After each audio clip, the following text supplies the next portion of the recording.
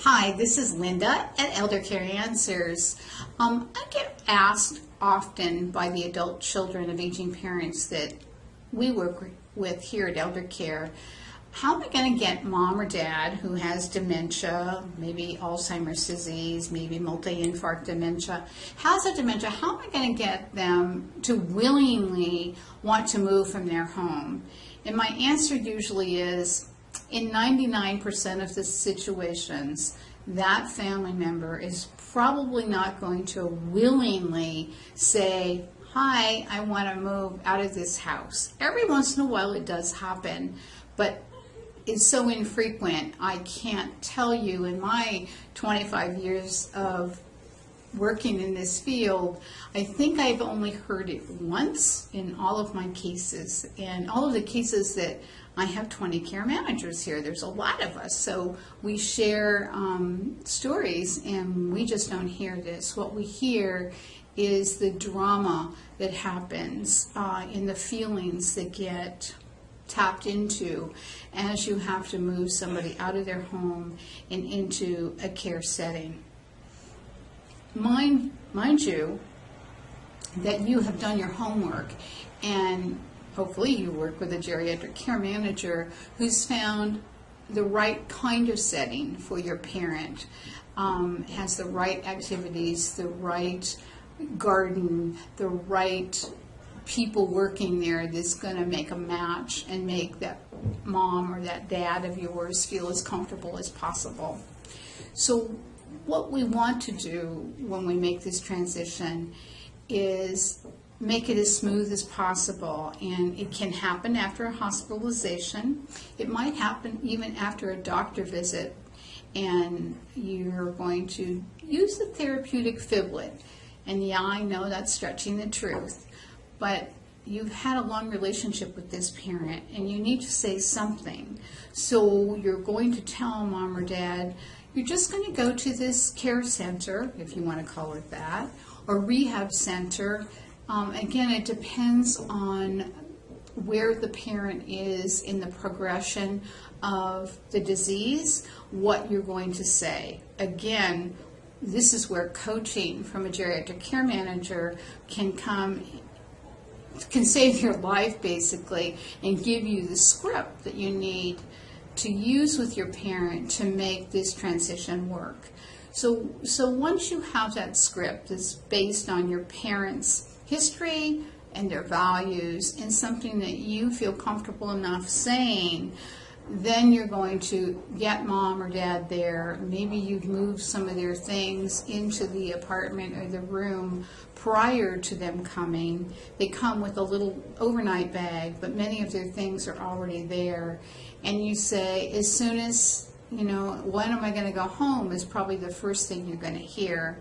But you're going to kind of turn over the relationship building to the staff in that setting, and you're going to say, when the doctor says you can, you're going to go home. Well, you and I know that that probably is not the truth, and you're going to use distraction.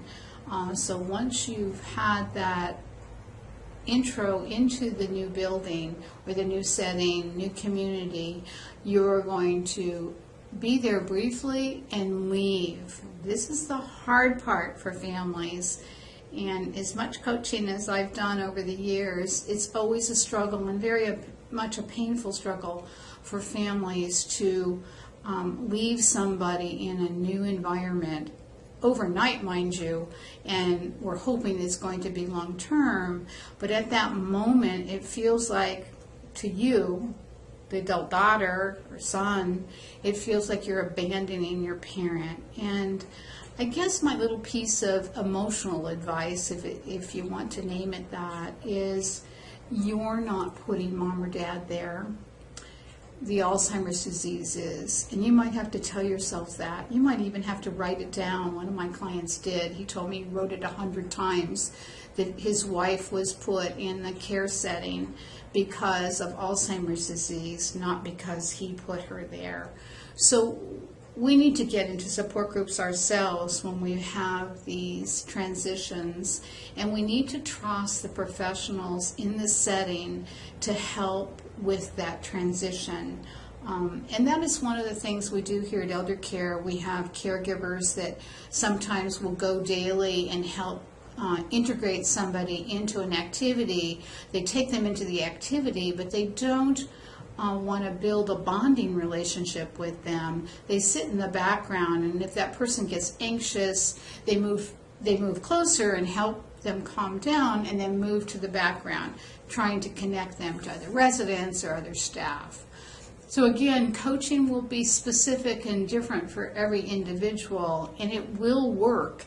In the beginning, it just feels impossible, and it feels scary, and you feel like you failed. And those are all common feelings. You're not alone.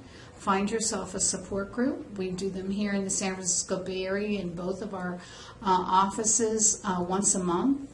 The Alzheimer's Association does support groups. There are support groups throughout the country in various settings. So get yourself into a support group. Even the care setting that you've chosen for your parent might offer a support group.